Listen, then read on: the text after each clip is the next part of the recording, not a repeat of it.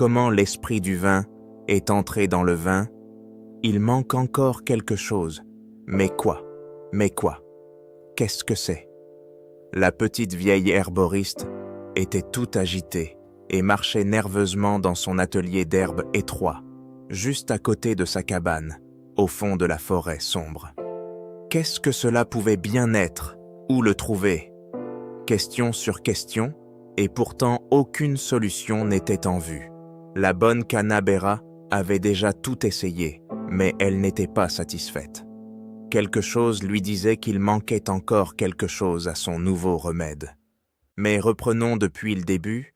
Il y a 1 mois, elle avait eu l'idée d'une nouvelle teinture. Elle devait rendre les gens qui se fatiguaient au travail et souffraient de soucis joyeux et légers, du moins pour un certain temps. C'est pourquoi elle se rendit avec un panier de récolte aux plus beaux endroits et clairières et ramassa les plus magnifiques baies et fruits. Ceux-ci avaient capturé l'éclat du soleil. Il devait tout simplement en résulter une bonne humeur si elle s'y prenait bien. L'idée la fascinait et elle voulait donner le meilleur d'elle-même pour que le plus grand nombre de personnes possible profitent de ces gouttes d'humeur. Bien sûr, la vieille Canabera avait aussi un peu pensé à elle-même. La plupart du temps, elle le passait dans la cabane ici, au fond de la forêt. Elle n'avait que les chevreuils, hérissons, oiseaux et autres animaux pour amis. Elle était constamment à la recherche de champignons, racines, fleurs, airs. Puis, 1 fois par mois, il y avait le marché dans la ville lointaine. Un tel stimulant serait tout à fait approprié pour les heures de solitude. Certes, elle aurait pu construire une cabane plus près de la lisière de la forêt. À l'époque où elle avait décidé de travailler comme herboriste. Mais les meilleures herbes et champignons poussent au plus profond de la forêt sombre. Elle aurait dû faire le long chemin aller et retour vers la cabane chaque jour. C'est pourquoi elle avait déjà décidé à l'époque de construire son logement directement dans la forêt. Un petit ruisseau était tout près et le garde forestier en chef lui avait fourni le bois.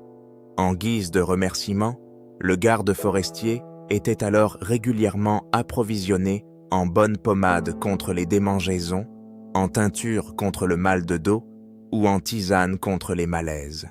Au fil des ans, une amitié sincère s'était créée. Maintenant, il était vieux et ne passait peut-être plus que tous les quelques mois pour un court instant. La brave femme était maintenant assise devant une montagne des meilleures baies et fruits. D'abord, elle grignota pour essayer ce qui irait le mieux ensemble. Cette cerise sauvage avec cette grosseille à maquereau, c'est délicieux, songeait Canabera. Et cette prune et cette fraise, elles vont bien ensemble aussi. Bientôt, elle eut composé quelques mélanges qui représentaient son goût très personnel. Elle pensait que d'autres personnes trouveraient également ce goût savoureux. Hélas, mais les fruits ne durent pas éternellement. Ils pourrissent. Ils se gâtent, des champignons s'y installent. À l'époque, il n'y avait pas encore de réfrigérateur ou de congélateur. Oui, là, au fond de la forêt, il y a si longtemps, on ne pensait même pas encore à l'électricité. On aurait pu sécher les fruits ou les confire, c'est-à-dire les faire cuire dans le sucre. Peu importait, le bon goût frais aurait disparu. « Mou !» s'écria Canabera. « C'est ainsi que je pourrais conserver le goût. » Dans une bouteille, le bouchon dessus, et voilà, le mout prêt. Bien rusée la Canabera. Le jour de marché suivant, elle prévit non seulement de vendre des herbes, des pommades, des teintures et des tisanes. Elle voulait aussi acheter quelques bouteilles vides et des bouchons à l'un des autres étals. En fin d'après-midi, elle tira son petit chariot à bras, chargé de bouteilles par le chemin de la forêt jusqu'à sa cabane. Il faisait déjà nuit noire, mais Canabera connaissait le chemin par cœur. Elle ne pouvait pas s'égarer. Alors qu'elle avait parcouru environ la moitié de la distance jusqu'à sa cabane, elle entendit quelque part à proximité une plainte lamentable. « Oh, oh !» s'écriait quelque chose là-bas. Et « Ah, qu'est-ce que je vais faire ?» Puis à nouveau, plutôt un soupir et un gémissement. « Eh bien, » pensa la vieille Canabera, « personne ne se sera perdu dans la forêt sombre. En tout cas, elle n'aurait laissé personne seul dans la forêt. » Elle suivit donc les lamentations et chercha la silhouette qui devait être si profondément triste. Sur une petite clairière, un peu à l'écart du chemin forestier sombre, elle se rapprocha de plus en plus du bruit. Au sol, elle vit une petite lampe allumée, mais sinon elle ne pouvait découvrir personne. « Bonjour, bon ami » appela-t-elle. « Puis-je t'aider d'une manière ou d'une autre? Es-tu en détresse ?» Canabera attendit un moment en silence, puis se répéta. « Il y a quelqu'un? Je ne vois rien à part la lumière de la lampe. Qui est cela de si triste? »« Ah, c'est terrible !» reprit la voix plaignante. « Ça ne peut pas être si terrible que ça. Allez, montre-toi à moi. Peut-être que justement, moi je peux aider. » On ne peut pas me voir, personne ne le peut. La plupart du temps, on ne peut même pas m'entendre. Mais tous les 40 ans, j'ai le droit d'appeler et de me plaindre ici. Personne ne m'a encore trouvé ici à une heure si tardive, et encore moins entendu. Eh bien, c'est une histoire bien étrange. Viens, je vais m'asseoir près de la lumière de ta lampe, et si tu veux, tu me racontes ce qui t'est arrivé. Vraiment? Tu as du temps? Oui, je prends ce temps. Je ne suis plus loin de ma cabane ici dans la forêt. Alors, Canabera s'assit sur son tabouret, qu'elle sortit du petit chariot avec les bouteilles. « Raconte !» Et l'être invisible commença à raconter. C'était il y a un bon moment maintenant. Pour être honnête, il n'avait aucune idée de combien de temps cela faisait. Mais je sais de source sûre que c'était il y a 438 ans. À l'époque, il y avait encore beaucoup d'esprits comme moi. Il y avait des esprits frappeurs, des bons esprits, des esprits terrifiants. Ah, c'était une époque merveilleuse, et nous en faisions voir de toutes les couleurs. Moi, cependant, j'avais exagéré, et au conseil des vieux esprits, on avait décidé qu'à partir de maintenant, je n'avais plus une seule tâche à accomplir. Le pauvre esprit était, pour ainsi dire, devenu chômeur. C'était sa punition pour quoi que ce soit qu'il ait pu faire là-bas. Cependant, il m'a été permis de me lamenter, ici de temps en temps, à cet endroit. À l'époque, ce n'était pas une forêt, ici, mais une grande clairière. Si quelqu'un m'entendait et m'attribuait une nouvelle tâche, je serais délivré. Et personne ne t'a écouté jusqu'à présent? Non, j'étais toujours là tout seul au milieu de la nuit et je criais ma douleur. Il n'y avait personne pour m'écouter. Tu es effectivement le premier être que je rencontre après toutes ces années. Et maintenant, je dois t'attribuer une tâche? Exactement. Ce serait merveilleux et je serais délivré. Alors je pourrais à nouveau séjourner parmi les humains tous les jours, jusque dans l'éternité. Eh bien, cher esprit, aucune idée. Je suis une simple herboriste. Ce que les esprits font ou savent faire, je n'en ai aucune idée. Combien de temps ai-je avant de trouver quelque chose? Et comment t'appelles-tu au fait? Bonne femme, nous avons peu de temps. Sinon, je ne reviendrai ici que dans 40 ans. Quand il sera minuit, je disparaîtrai de nouveau. Et mon nom est Enive. Toi, esprit, au nom de Nive, c'est un plaisir de te rencontrer. Je suis l'herboriste Canabera. Peut-être veux-tu prendre ta lampe, t'asseoir sur mon chariot, et nous nous mettons en route vers ma cabane. La nuit est tombée, mais nous avons encore 4 heures. Jusqu'à minuit. Il nous viendra sûrement quelque chose à l'idée d'ici là. Eh bien, pour s'asseoir, c'est une affaire compliquée pour nous les esprits. Mais je vois que tu as des récipients en verre avec toi. Je peux en choisir un, y entrer et t'accompagner ainsi. Canabera prit la lumière de la lampe et la fixa à son chariot. Nive disparut dans une bouteille qui commença à briller légèrement de façon laiteuse. On se mit en route vers la cabane. « Voici ma maison », expliqua Canabera, et elle alluma tout de suite quelques lampes à huile pour que l'on puisse voir où tout se trouvait. « Laisse-moi juste sortir rapidement les bouteilles du chariot et les ranger dans l'atelier d'herbe. Chère femme, j'adore ces récipients en verre. Laisse-moi porter les bouteilles pour toi. Montre-moi seulement où et je ferai ce petit service avec plaisir. » Et c'est ce qui arriva.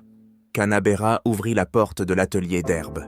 L'esprit prit bouteille après bouteille et les rangea proprement en rang sur une étagère vide. Puis ils s'assirent à une table confortable dans la pièce et Canabera fit un thé. Nive était tout à fait séduit par la bonne odeur du thé. Les esprits ne pouvaient bien sûr pas boire de thé et ils ne pouvaient pas non plus s'asseoir. Mais Canabera et Nive s'entendaient de bien. Déjà sur le chemin du retour, ils avaient discuté.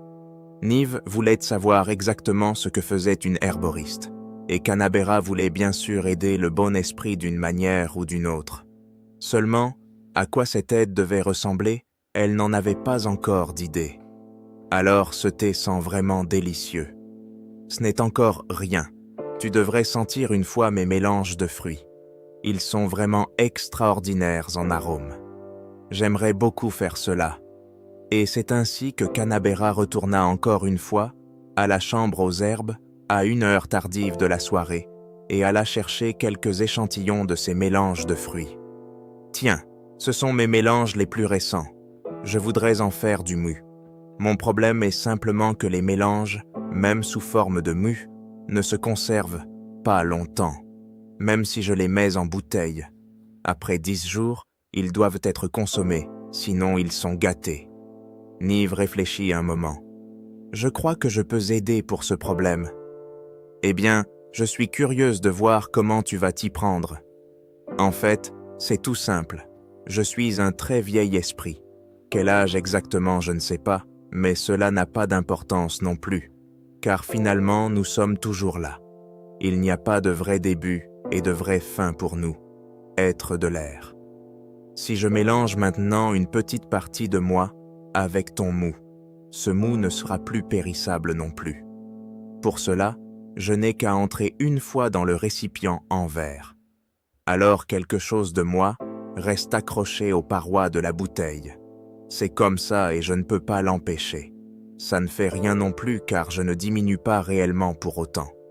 Si tu verses ensuite ton mou et que tu fermes le récipient en verre, la partie de moi se mélangera rapidement au mou et il ne s'abîmera plus.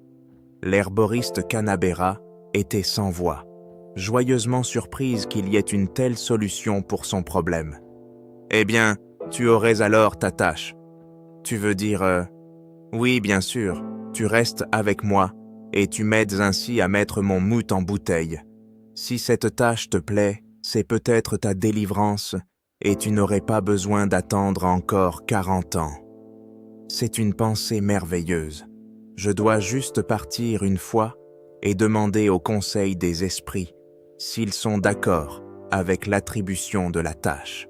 Si oui, je serai de retour en un clin d'œil et nous nous mettrons à l'ouvrage. » Sur ce, la lumière de la lampe de l'esprit Nive s'envola et Canabera resta seul dans sa cabane. Il se passe des choses qu'on ne croirait pas. Canabera se prépara un souper et alla ensuite se coucher. Elle avait eu une longue journée et puis encore l'émotion avec Nive. Le lendemain matin, quand Canabera se réveilla, elle ne savait pas si elle n'avait pas simplement rêvé toute cette histoire avec l'esprit sur la clairière. Mais quand elle entra dans sa chambre aux herbes, la lumière de la lampe de Nive se trouvait sur la table. L'une des bouteilles brillait de façon un peu laiteuse. « Nive » appela Canabera. L'esprit s'échappa de la bouteille. « Je vous souhaite une journée magnifique. Vous voyez devant vous l'esprit le plus heureux de cet univers. Le conseil des esprits m'a attribué la tâche de vous aider à la conservation de votre moût et m'a délivré de ma punition. À partir de ce jour, on vit plus souvent Canabera rire de bon cœur et mener des conversations entières avec quelqu'un que personne ne pouvait voir. En fait, personne ne le voyait, car elle était là toute seule au fond de la forêt. Mais Nive était maintenant avec elle. Comme c'est le cas avec les esprits, personne ne pouvait le voir. Mais il était là et c'était bien ainsi. Canabera commença la fabrication du moût. Le jus frais allait dans la bouteille qui avait été brièvement visitée par Nive auparavant. Ensuite, on mettait un bouchon dessus et Canabera y collait une étiquette pour indiquer de quel mélange de fruits il s'agissait. Sur la dernière ligne, elle écrivait encore « Avec l'esprit est Nive. S'il te plaît, ne révèle mon nom à personne. » Nive y tenait absolument. « Oui, d'accord, alors nous écrirons simplement ton nom à l'envers. Personne ne le saura, seulement nous deux. » C'est une bonne idée. Il y avait donc maintenant écrit « Avec vin ». Tous deux avaient terminé les 3 ou 4 premières caisses de moût et de vin quand le vieux garde forestier en chef vint rendre visite pour voir comment allait sa chère vieille amie Canabera. « Cher ami, entre, assieds-toi à table. Au lieu d'un thé, je veux te faire goûter aujourd'hui un moût merveilleux. » Et tous deux burent du merveilleux moût et furent bientôt de bonne humeur. Canabera ouvrit encore une bouteille et ils restèrent assis là, burent, rirent, devinrent un peu fous et se racontèrent des bêtises. Le lendemain matin, le garde forestier en chef repartit faire ses rondes dans la forêt et Canabera se hâta d'aller à la chambre aux herbes voir Nive. Le moût a quand même un drôle d'effet. On est tout léger, je dirais presque pompette. Nive rit. Oui, c'est une petite plaisanterie de ma part, je ne peux pas l'empêcher. On laisse ça comme ça, sourit l'herboriste. Son idée d'un remède qui devait rendre les gens joyeux et légers, au moins pour un petit moment, s'était réalisée. Et Nive continue d'accomplir sa tâche, en tant que vin, jusqu'à notre époque actuelle. Et voilà, on arrive à la fin de notre conte pour aujourd'hui.